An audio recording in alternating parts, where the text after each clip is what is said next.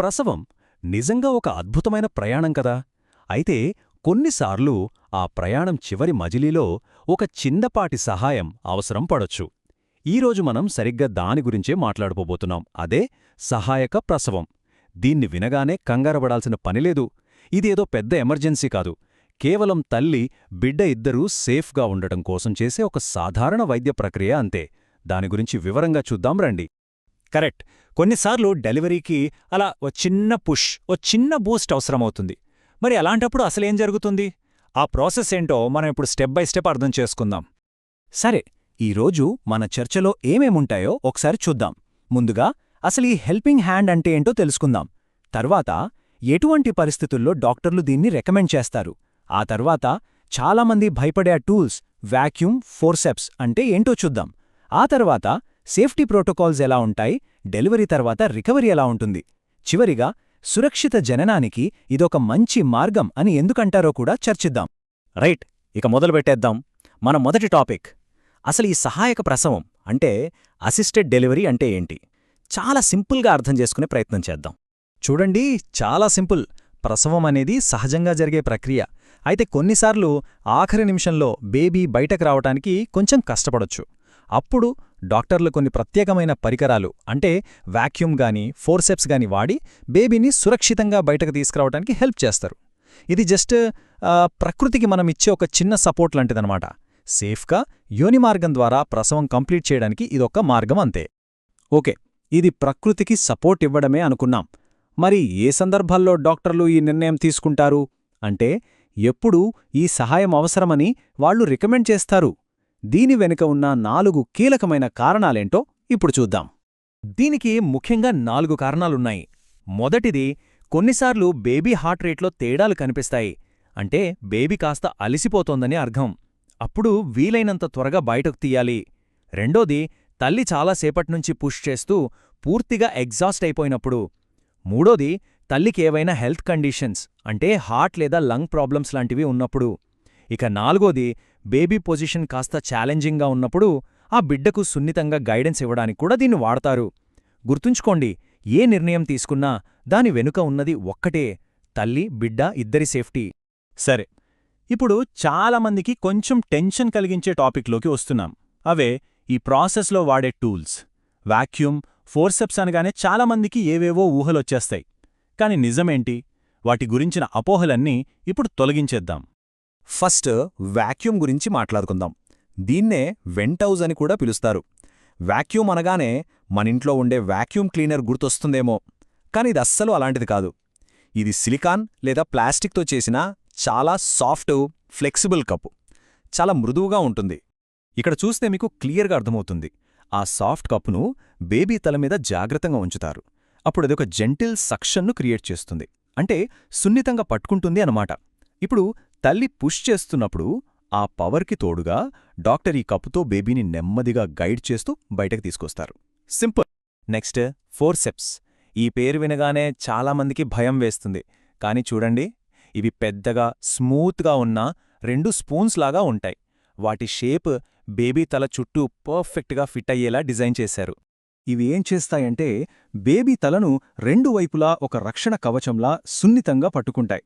దీన్నే క్రేడిల్ చేయడం అంటారు. దీనివల్ల డెలివరీ టైంలో పెల్విస్ నుంచి వచ్చే ప్రెషర్ నుంచి బేబీ హెడ్కి ప్రొటెక్షన్ దొరుకుతుంది. ఆ తర్వాత డాక్టర్లు బేబీని సేఫ్గా గైడ్ చేస్తారు. సో ఈ రెండింటినీ ఇక్కడ పక్కపక్కన చూడొచ్చు. రెండింటికి తేడా ఏంటంటే, బేబీని చాలా ఫాస్ట్గా బయటకు తీసుకురావాల్సొచ్చినప్పుడు లేదా బేబీ హెడ్ ఒక స్పెసిఫిక్ పొజిషన్లో ఉన్నప్పుడు ఎక్కువగా ఫోర్సెప్స్ని ప్రిఫర్ చేస్తారు. అదే వాక్యూమ్ అయితే కొంచెం జెంటిల్గా ఉంటుంది, ఇంకా జనన మార్గంలో తక్కువ స్పేస్ తీసుకుంటుంది. సిచ్యువేషన్ని బట్టి డాక్టర్లు ఏది బెస్ట్ అని డిసైడ్ చేస్తారు. ఓకే, టూల్స్ గురించి తెలుసుకున్నాం. అంతా బాగానే ఉంది. కానీ అసలు ప్రశ్న, ఇదంతా సేఫేనా? ఈ ప్రాసెస్లో ఎలాంటి సేఫ్టీ రూల్స్ పాటిస్తారో ఇప్పుడు చూద్దాం. దీనివల్ల మనసులో ఉన్న భయాలు కూడా పోతాయి. అవును, మనందరి మదిలో వచ్చే మొదటి ప్రశ్న ఇదే. కానీ ఇది సేఫేనా అని. ఈ కంగారు చాలా సహజం. సో దీనికి సమాధానమేంటో స్పష్టంగా తెలుసుకుందాం. సమాధానం అవును, ఇది చాలా సురక్షితం. ఎందుకంటే డాక్టర్లు కొన్ని ఖచ్చితమైన రూల్స్ పాటించిన తర్వాతే దీన్ని చేస్తారు. ఏంటంటే 1. సర్విక్స్ అంటే గర్భాశయ ముఖద్వారం పూర్తిగా 10 సెంటీమీటర్లు ఓపెన్ అయి ఉండాలి. 2 బేబీ హెడ్ పెల్విస్లో బాగా కిందకొచ్చుండాలి. 3 బేబీ బయటకు రావడానికి అక్కడ సరిపడా ప్లేస్ ఉండాలి. ఈ 3 కండిషన్స్ ఓకే అయితేనే ప్రొసీడ్ అవుతారు. అంటే ఇది అప్పటికప్పుడు తీసుకునే నిర్ణయం కాదు, చాలా పక్కాగా ఆలోచించి తీసుకునేది. ఇంకో ముఖ్యమైన విషయం పెయిన్ మేనేజ్మెంట్. ఈ ప్రాసెస్ అంతా తల్లికి వీలైనంత కంఫర్టబుల్గా ఉండేలా చూసుకుంటారు. అందుకే ఎపిడ్యూరల్ లాంటి ఎఫెక్టివ్ పెయిన్ రిలీఫ్ తప్పకుండా ఇస్తారు. ఈ మాట బాగా వినండి. మేము ఎప్పుడూ డెలివరీని ఫోర్స్ చెయ్యం. అంటే ఏంటంటే డాక్టర్లు 1-2 సార్లు జెంటల్గా ట్రై చేస్తారు. అప్పటికీ బేబీ ఈజీగా బయటకు రాకపోతే వాళ్ళిక దాన్ని బలవంతం చెయ్యరు. వెంటనే ఆపేసి సి సెక్షన్కి మూవ్ అవుతారు. Safety is the top priority. సరే, బేబీ సేఫ్గా బయటకొచ్చేసింది. ఇప్పుడు డెలివరీ తర్వాత రికవరీ ఎలా ఉంటుంది? తల్లికి, బిడ్డకు ఎలాంటి మార్పులుంటాయి? దాని గురించి ఒకసారి చూద్దాం. ఓకే, ఇక్కడ మనం తల్లి, బిడ్డపై ఎలాంటి ఎఫెక్ట్స్ ఉండొచ్చో చూద్దాం. బేబీకి వాక్యూమ్ వాడితే తలమీద చిన్న వాపులాగా వస్తుంది, కానీ అది 1-2 రోజుల్లోనే మాయమైపోతుంది. ఫోర్సెప్స్ వాడితే బుగ్గల మీద చిన్నగా బొటనవేలు గుర్తులు పడొచ్చు. అవి కూడా 1 రోజులోపే పోతాయి. ఇవి చాలా టెంపరరీ. ఇక తల్లి విషయానికొస్తే అసిస్టెడ్ డెలివరీలో చిన్నగా చిరగడం లేదా కుట్లు వేయాల్సిన అవసరం కొంచెం ఎక్కువగా ఉంటుంది. ఆ కుట్లు కూడా వాటంతటా అవే కరిగిపోయే దారంతో వేస్తారు. సో ఇవన్నీ చాలా కామన్ టెంపరరీ ఎఫెక్ట్స్ అన్నమాట. సరే, మన చర్చ చివరి అంకానికి వచ్చేసింది.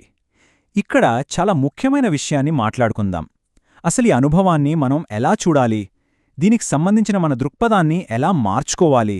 ఈ ఒక్క మాట చాలా ముఖ్యం. అసిస్టెడ్ డెలివరీ అంటే న్యాచురల్ బర్త్లో ఫెయిల్యూర్ కాదు. ఇది ఎట్టి పరిస్థితుల్లోనూ ఒక వైఫల్యం కాదు, లేదా ఎవరి వ్యక్తిగత లోపమూ కాదు. దీన్ని బాగా గుర్తుంచుకోవాలి. నిజానికి ఇదొక పెద్ద సర్జరీని, అంటే సి సెక్షన్ను అవాయిడ్ చేస్తూ బేబీని వీలైనంత సేఫ్గా ఈ ప్రపంచంలోకి తీసుకురావడానికి డాక్టర్లు ఉపయోగించే ఒక స్పెషల్ స్కిల్. సో ఇదొక సక్సెస్ఫుల్ మెడికల్ హెల్ప్ అంతే. ముగించే ముందు ఈ ఒక్క ప్రశ్నతో మిమ్మల్ని వదిలేస్తున్నాను. మనకు అందుబాటులో ఉన్న మెడికల్ ఆప్షన్స్ గురించి ఇలా వివరంగా తెలుసుకోవడం ప్రసవం లాంటి మన జీవితంలో ఒక ముఖ్యమైన ప్రయాణాన్ని మరింత కాన్ఫిడెంట్గా, పాజిటివ్గా ఎదుర్కోవడానికి ఎంతగా సహాయపడుతుంది? ఒక్కసారి ఆలోచించండి.